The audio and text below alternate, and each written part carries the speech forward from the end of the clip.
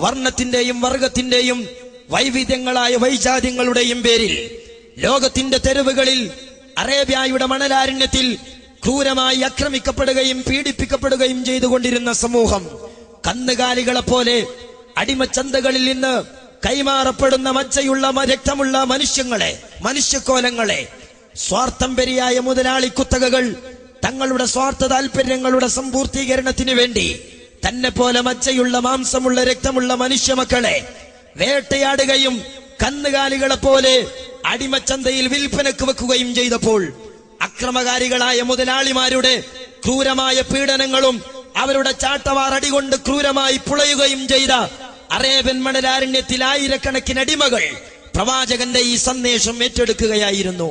ജനിക്കാൻ പോലും ജനിച്ച് ജന്മസ്വാതന്ത്ര്യം അനുഭവിച്ചറിഞ്ഞ് ലോകത്തേക്ക് കടന്നു വന്ന സ്ത്രീ ജന്മങ്ങൾ, ആ സ്ത്രീ ജന്മങ്ങളെ ജീവനോടെ കുഴിമാടങ്ങളിലേക്ക് കാട്ടിത്തെളിച്ച സമൂഹത്തോട് അള്ളാഹുവിന്റെ റസൂൽ അങ്ങനെയുള്ള വിവിധങ്ങളായ പീഡിത ജനവിഭാഗത്തിന്റെ കണ്ണുനീരൊപ്പിക്കടന്നു വന്നു.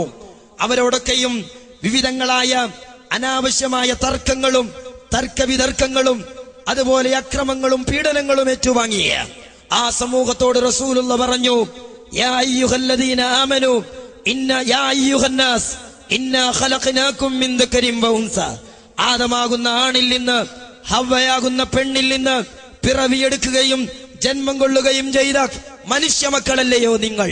എന്തിനീ അറേബ്യയുടെ തെരുവീതികളെ അനാവശ്യമായ തർക്കങ്ങൾ ഉയർത്തിവിട്ട് മനുഷ്യന്റെ കബദ്ധങ്ങളെ കൊണ്ടും തലയോട്ടികളെ കൊണ്ടും എന്തിന് നിങ്ങൾ അമ്മാനമാടുന്നു എന്ന് അള്ളാഹുവിന്റെ റസൂല് ചോദിച്ച ചോദ്യം മസ്തിഷ്കം മരവിച്ചു പോകാത്ത, ബുദ്ധി വറ്റിപ്പോകാത്ത മനുഷ്യ മക്കളെ ഇരുത്തി ചിന്തിപ്പിക്കുന്നതായിരുന്നു. അതുകൊണ്ടാണല്ലോ സഹോദരങ്ങളെ, മക്കായുടെ മണൽ ഭൂമികളിൽ പ്രവാചകന്റെ സന്ദേശത്തിന് ഏറ്റവും കൂടുതൽ സ്വീകാര്യത കിട്ടിയത്. ഇടക്ക് ഞാൻ ഓർമ്മപ്പെടുത്തട്ടെ, ഇന്ന് ലോകത്ത് കേട്ടുകൊണ്ടിരിക്കുന്ന യൂറോപ്യരും പടിഞ്ഞാറുകാരും പ്രചരിപ്പിച്ചുകൊണ്ടിരിക്കുന്ന ഒരു സിദ്ധാന്തമുണ്ട്. രണഭൂമികളിൽ ഇറ്റി വീണ രക്തത്തുള്ളികളിൽ നിന്നും പോർക്കളങ്ങളിൽ മിന്നൽ പിണറുകൾ സൃഷ്ടിച്ച വാൾത്തലപ്പുകളിൽ നിന്നുമാണ് ഈ പ്രസ്ഥാനത്തിന്റെ പ്രബോധനം പ്രവാചകൻ പൂർത്തീകരിച്ചത് എന്ന ചില ചരിത്രത്തിലെ അല്പജ്ഞാനികളും ചരിത്രത്തെ പച്ചയായി വ്യഭിചരിക്കുന്ന യൂറോപ്യരും കണ്ടമിടറുമാർ ഉച്ചത്തിൽ ഉറക്കെ വിളിച്ചു പറഞ്ഞുകൊണ്ടിരിക്കുമ്പോൾ ആ പ്രവാചകന്റെ ചരിത്രമൊന്ന് വായിക്കണം. സ്നേഹസമ്പൂർണമായ സന്ദേശമാണ് അറേബ്യയെ ഇളക്കിമറിച്ചത് എന്ന് നമുക്ക് കാണാൻ കഴിയും. ആലോചിച്ചു നോക്കൂ നിങ്ങൾ, മുഹാജിറുകളായി മക്ക രാജ്യത്തു നിന്ന് ജന്മനാടിനോട് യാത്ര പറഞ്ഞുകൊണ്ട് അഭയാർത്ഥികളായി കടന്നുപോയ മുഹാജിറുകൾ, ആ മുഹാജിറുകൾ മദീനയുടെ ചരൽക്കുന്നുകൾ ഇറങ്ങി മദീന പട്ടണത്തിലേക്ക് കടന്നു ചെല്ലുമ്പോൾ ആ ജനവിഭാഗം അഭിമുഖീകരിച്ച ചില പ്രതിസന്ധികൾ ഉണ്ടായിരുന്നു. നാടും വീടും തോട്ടവും തൊഴിലും കച്ചവടവും വ്യാപാരവും ഒക്കെ വലിച്ചെറിഞ്ഞ് അള്ളാഹുവിന്റെ റസൂലിന്റെ പ്രഖ്യാപനം ഏറ്റെടുത്ത് പ്രവാചകന്റെ സന്ദേശം ആവാഹിച്ചെടുത്ത് ജന്മനാടിനോട് യാത്ര പറഞ്ഞ മുഹാജിറുകൾ അള്ളാഹുവിന്റെ റസൂല് മദീനയിൽ ചെല്ലുമ്പോൾ എന്തായിരുന്നു സാഹചര്യം?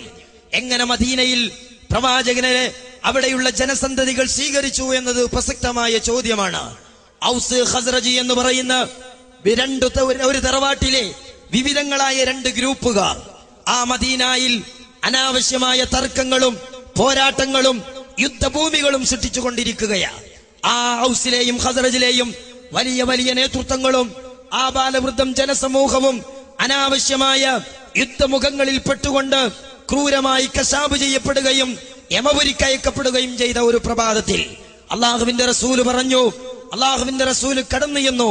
ആ പ്രവാചകൻ പറഞ്ഞത്, ജനങ്ങളെ, കുല്ലുക്കും മിൻ ആദം ആദമ മിൻ തുറാബ്, നിങ്ങളൊക്കെ ആദമിന്റെ മക്കളാ. ആദം കേവലം മണ്ണിൽ നിന്ന് പിറവിയെടുത്തവരുമാണ്. അതുകൊണ്ട് മറ്റുള്ള വൈജാത്യങ്ങളോ വിഭാഗീയതയോ നിങ്ങളുടെ മുമ്പിൽ, നിങ്ങളുടെ മനസ്സുകളിൽ, നിങ്ങളുടെ അതിർത്തികളിൽ, നിങ്ങളുടെ ഗ്രാമങ്ങളിൽ, നിങ്ങളുടെ സാമൂഹിക ചുറ്റുപാടുകളിൽ ഇളക്കാനും മറിക്കാനും തകർക്കാനും കഴിയാത്ത മതിൽക്കെട്ടുകളാകാൻ പാടില്ലെന്ന് പ്രവാചകൻ പറഞ്ഞപ്പോൾ മദീന നിവാസികൾ ആ സന്ദേശം ഏറ്റെടുത്തു. എന്തുകൊണ്ട്? മക്കായിലെ അടിമകളും സ്ത്രീ സമൂഹവും തത്തുല്യരായ പീഡിത ജനവിഭാഗവും കൊതിച്ചത് പ്രവാചകൻ നൽകിയതുപോലെ മദീന നിവാസികൾക്കും കൊടുമ്പിരി കൊണ്ടിരിക്കുന്ന യുദ്ധക്കെടുതികളിൽ നിന്നുള്ള വിമോചനമായിരുന്നു ആവശ്യം. അള്ളാഹുവിന്റെ റസൂൽ അതായിരുന്നു അവരോട് പറഞ്ഞതും. ഇസ്ലാമാകുന്ന പാർശ്വത്തിൽ, ഇസ്ലാമാകുന്ന സന്ദേശത്തിൽ, അള്ളാഹുവിന്റെ പ്രവാചകന്റെ പരിശുദ്ധമായ പള്ളിയിൽ അനാവശ്യമായ പോരാട്ടം നടത്തിയ, വാൾത്തലപ്പ് കൊണ്ട് മാത്രം സംവദിച്ച, ആയുധങ്ങളെ കൊണ്ടെന്നായിരുന്നു ചരിത്രം പിന്നീട് അവരെ വിളിച്ചത്. ആരാണ് അൻസാറുകൾ?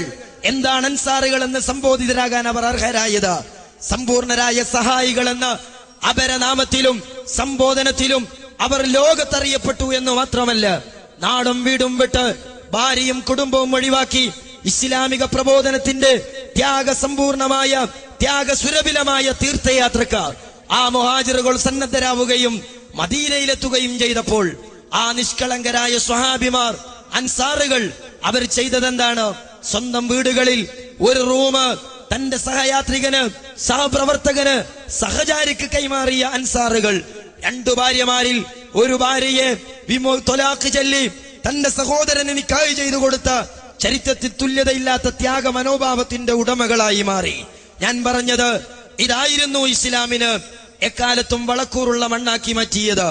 ഈ ഒരു സന്ദേശം, ആ സന്ദേശം ഇസ്ലാമിന്റെ തൗഹീദിനെ ഏറ്റെടുക്കാൻ ആ സമൂഹത്തിന് ശക്തിയും പ്രചോദനവും കൊടുക്കുകയായിരുന്നു. നിങ്ങൾ ആലോചിച്ചു നോക്ക്, കേരളം എന്ന് പറയുന്ന കൊച്ചുമണ്ണ, ആ കേരളത്തിന്റെ കൊച്ചു കടൽ തീരം, ആ കടൽ തീരം ഇസ്ലാമിക സാർത്ഥവാഹക സംഘമായ സയ്യിദുന മാലിക് ദീനാർ റളിയല്ലാഹു തആല അൻഹുവിനെ എന്തുകൊണ്ടാണ് ഇരുകൈയും നീട്ടി സ്വീകരിച്ചത്? കുമാരനാശാൻ അതിനു മറുപടി പറയുന്നുണ്ട്. തൊട്ടുകൂടായ്മയുടെയും തീണ്ടിക്കൂടായ്മയുടെയും ദുരന്ത മുഖങ്ങൾ പേറിക്കൊണ്ടിരുന്ന ഈ രാജ്യത്തെ അധസ്ഥിത ജനവിഭാഗങ്ങൾ, പറയനും പുലയനും ചെറുമനും തത്തുല്യരായ പിന്നോക്ക ജനവിഭാഗങ്ങളും, അവരൊക്കെയും പടക്കപ്പെട്ടത്, അവരൊക്കെയും സൃഷ്ടിക്കപ്പെട്ടത് ദൈവത്തിന്റെ നീചമായ ശാരീരിക ഭാഗങ്ങളിൽ നിന്നാണ്. അതുകൊണ്ട് തന്നെ ഈ രാജ്യത്തെ ദലിതനും, ഈ രാജ്യത്തെ അധസ്ഥിതനും, ഈ രാജ്യത്തെ ചെറുമനും, ഈ രാജ്യത്തെ പുലയനും അമ്പലക്കുളത്തിലേക്ക് കടക്കാനോ അമ്പലത്തിൽ പ്രവേശിക്കാനോ വേദഗ്രന്ഥം തൊടാനോ കഴിയാതിരുന്ന കാലഘട്ടത്തിൽ മാലിക് ദീനാറും അനുചരന്മാരും കേരളത്തിന്റെ കടൽക്കരയിൽ കടന്നു വന്ന് ഇസ്ലാമിന്റെ സന്ദേശം പറഞ്ഞു. കുല്ലുക്കും മിൻ ആദം വ ആദമു മിൻ തുറാബ്, നിങ്ങളൊക്കെ മണ്ണിൽ നിന്നുള്ളവരാണ്.